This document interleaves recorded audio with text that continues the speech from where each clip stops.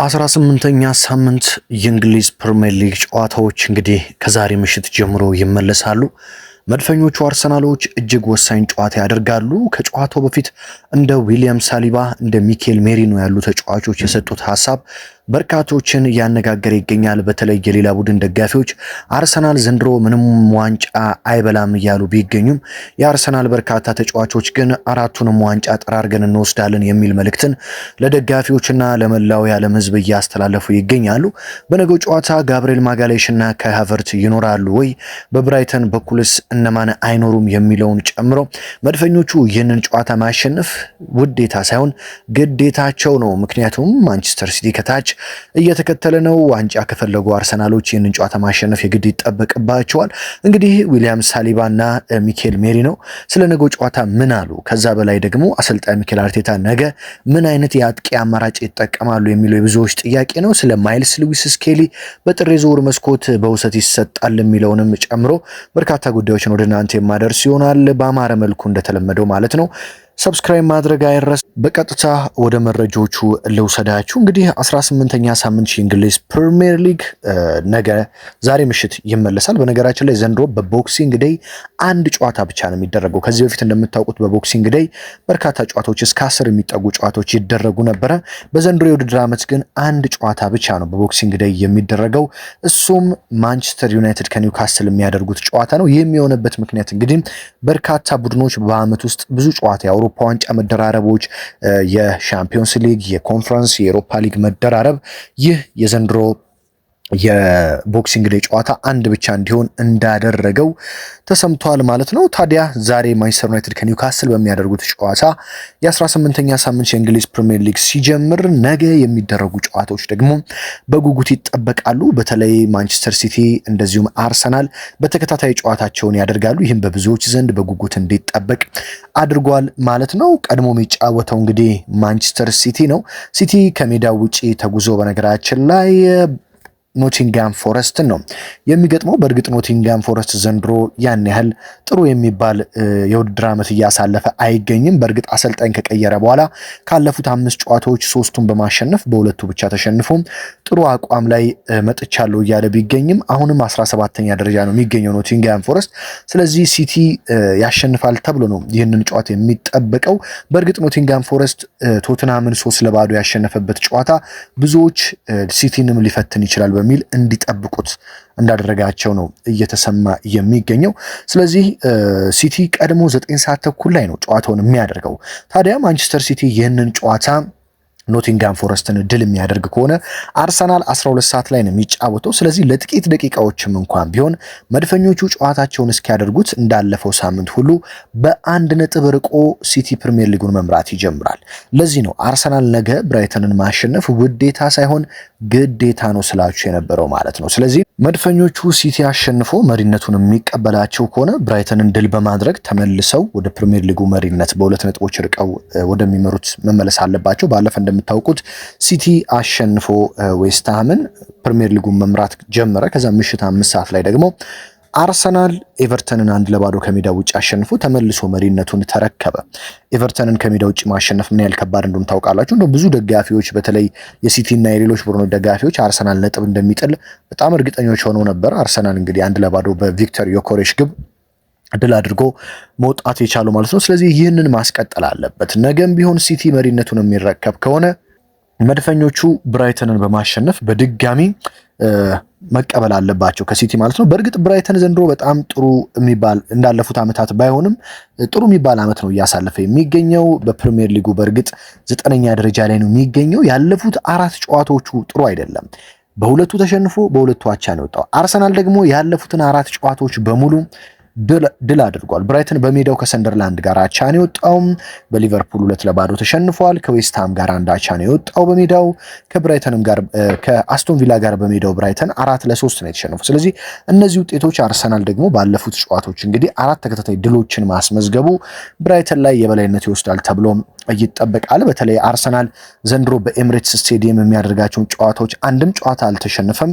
ኤምሬትስ ስቴዲየም ለተቃራኒ ደጋፊ ቡድኖች ሲኦል እየሆነ መጥቷል። ለተቃራኒ ቡድኖች በጣም አስቸጋሪ ስቴዲየም እየሆነ መጥቷል። ስለዚህ አርሰናል በሜዳው በጣም ጠንካራ ቡድን እንደሆነ ዘንድሮ እያሳየ ነው። በሻምፒዮንስ ሊጉም በፕሪሚየር ሊጉም ማለት ነው። አርቴታ እንደምታውቁት ኤምሬት ላይ ደጋፊዎች የተለየ ድባብ እንዲያሳዩ ሁል ጊዜ ጥያቄ ይጠይቃሉ፣ መልእክት ያስተላልፋሉ። ደጋፊዎችም ሳያሳፍሯቸው በአስደናቂ ሁኔታ ድጋፋቸውን ይዘው ይመጣሉ። ስለዚህ በኤምሬትስ ስቴዲየም ነገም ከፍተኛ የሆነ ድባብ ነው የሚጠበቀው። ባለፈው ዓመት እንደምታስታውሱት በብራይተን አርሰናል በሜዳው አንዳቻ በመውጣት 2 ውድ ነጥቦችን እንደጣለ ይታወሳል።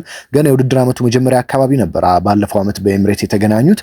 ታዲያ የዛኔ አንዳቻ ወጥተው አርሰናል ነጥብ መጣሉ የሚታወቅ ነው።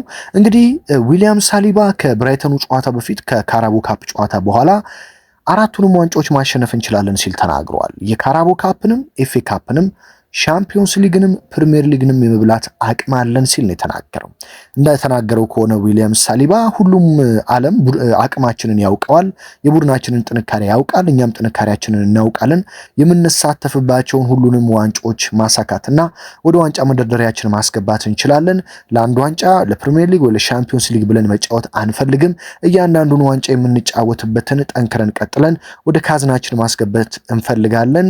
ምንም ጥሩ ተጫወት መጥፎም በመጨረሻ የሚታየው ዋንጫ ነው። ስለዚህ የውድድር ዓመት መጨረሻው ላይ ዋንጫ ማሳካት እንፈልጋለን ሲል እንግዲህ ዊሊያም ሳሊባ ተናግሯል። ሚኬል ሜሪኖም ዘንድሮ ደጋፊዎች ዋንጫ እንደሚጠብቁ አውቃለሁ። ስለዚህ ዋንጫ ለማሸነፍ ነው የምንጫወተው።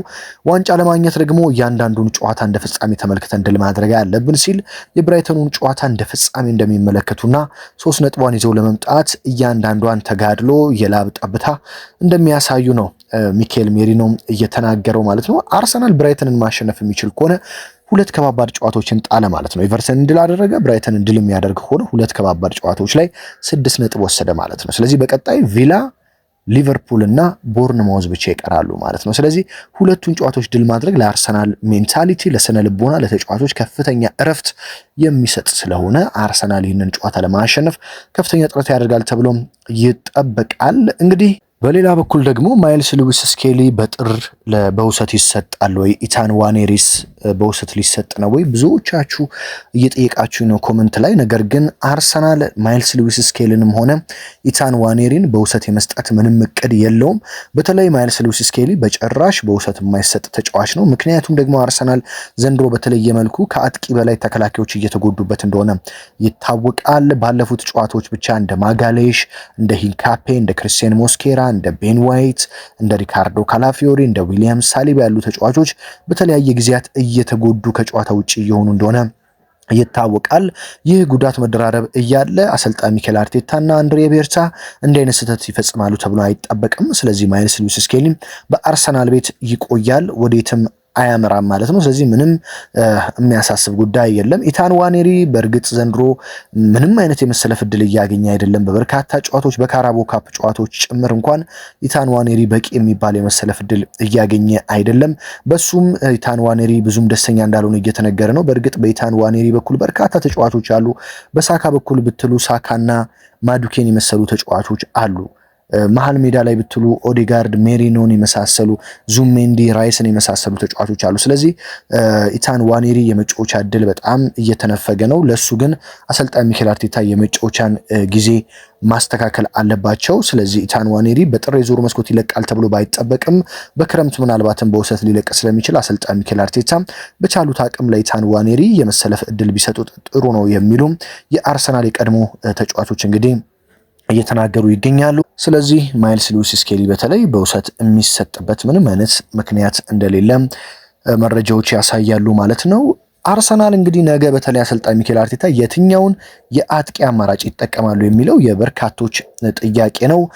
እንደምታውቁት በአሁኑ ሰዓት ከጉዳት የተመለሱት እንደ ሚኬል ሜሪኖ፣ ኢየሱስ እንደዚሁም ደግሞ ቪክተር ዮከሬሽ ግልጋሎት ለመስጠት ሙሉ በሙሉ ዝግጁ ናቸው። ስለዚህ አሰልጣኝ ሚኬል አርቴታ የትኛውን ይጠቀማሉ የሚለው የበርካቶች ጥያቄ እንደሆነ እረዳለሁ። ነገር ግን አሰልጣኝ ሚኬል አርቴታ በነገው በብራይተኑ ጨዋታ በባለፈው በካራቦ ካፕ ጨዋታ እረፍት የሰጡትን ቪክተር ዮከሬሽን ይጠቀማሉ ተብሎ ነው የሚጠበቀው። በካራቦ ካፕ በክሪስታል ፓላስ ጨዋታ ገብርኤል ጄሱስ ተሰልፎ እንደተጫወተ እናስታውሳለን። ከጉዳት የመጣው ጄሱስ እንግዲህ ሰውነቱን በደንብ እያነቃቃና እያፍታታ ይገኛል። ቪክተር ዮኬሬሽ በኤቨርተኑ ጨዋታም ግን ማስቆጠሩን ተከትሎና ባለፈው ረፍት ማግኘቱን ተከትሎ ከፍተኛ የሆነ ጥሩ በራስ መተማመን ላይ ስለሚገኝ በነገው የብራይተኑ ጨዋታ ላይ ይህ ስዊድናዊ አጥቂ ቪክተር ዮኬሬሽ የአርሰናልን የፊት ለፊት መስመር ይመራል ተብሎ ይጠበቃል ማለት ነው። እንግዲህ የዕለቱ ወሳኝ ስፖርታዊ ጥንክሮች እነዚህን ይመስላሉ። መድፈኞቹ ነገ ሲቲ ነጥብ ከጣለ የነጥብ ልዩነቱን ለማስፋት ሲቲ አሸንፎ መሪነቱን ከተረከበ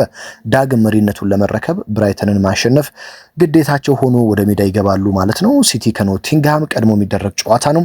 ዛሬ ምሽት ደግሞ ዩናይትድ በበርካታ ተጫዋቾቹ እንግዲህ በአፍሪካ ዋንጫና በጉዳት ምክንያት በሌሉበት ከባዱን እንግዲህ ኒውካስል ዩናይትድን በሜዳው ይገጥማል። በጨዋታው ላይ ምን ይፈጠራል የሚለውን ምሽት 5 ሰዓት ላይ የምንመለከት ይሆናል ማለት ነው።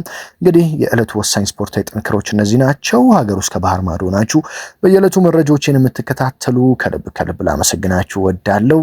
በሌላ መረጃ በሌላ ጥንክር ደግሞ እስከምንገናኝ በያላችሁበት ሰላም ተመኘውላችሁ።